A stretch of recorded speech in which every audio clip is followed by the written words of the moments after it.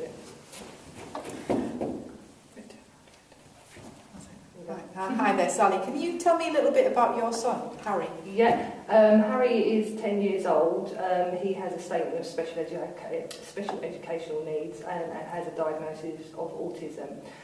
He has been in mainstream school since reception up until year 5, where unfortunately his mainstream school couldn't meet his needs any longer.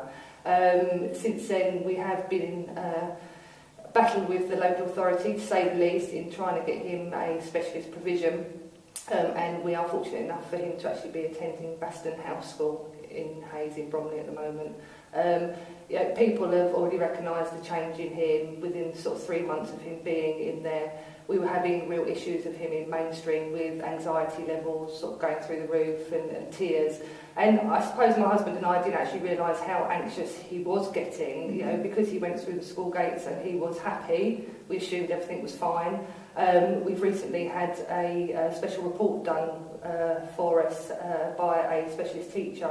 And you know, Harry was drawing sad faces at the time when he was at his primary school, and it really kind of actually made me look to think, oh my God, what have we been doing up until this period of time?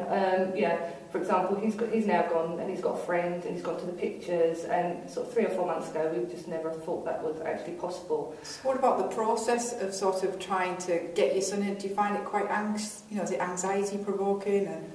As a parent, I think you're just faced with such a barrage of information. You're told one thing by the local authority, you're told other things by schools, specialists tell you one thing, and really and truly, you just have to really know that you're going to have a battle on your hands. And I almost feel like our hands are tied sometimes, because the local authorities can put whatever time limits they want to sort of put on things, but as a parent you feel you're under pressure to get things done, and financially as well. I mean, we've had to kind of get a lot of specialist independent reports, and fortunately we're in a position to be able to do that, but sort of many parents aren't, and so then you're up against sort of another battle, because you've got to raise the finances to be able to prove your case. So what would be your advice to parents who are going through this similar situation to yourself? What do you think that you need?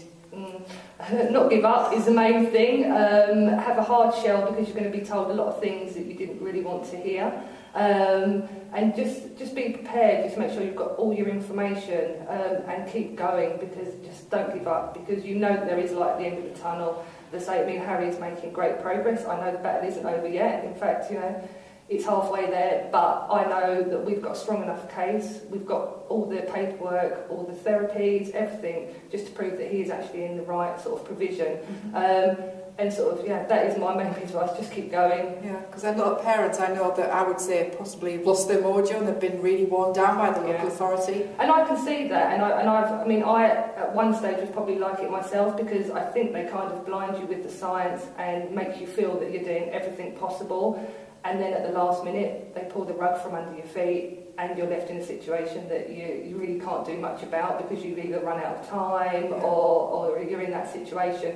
So, as a parent, if you're not happy, tell them you're not happy, and don't let any sort of professional, sort of local authority tell you different. Just go with your gut instincts. Okay, well, I wish you luck. Thank you. And I hope it goes really well for you. Thanks, Anna. Okay. Thank you.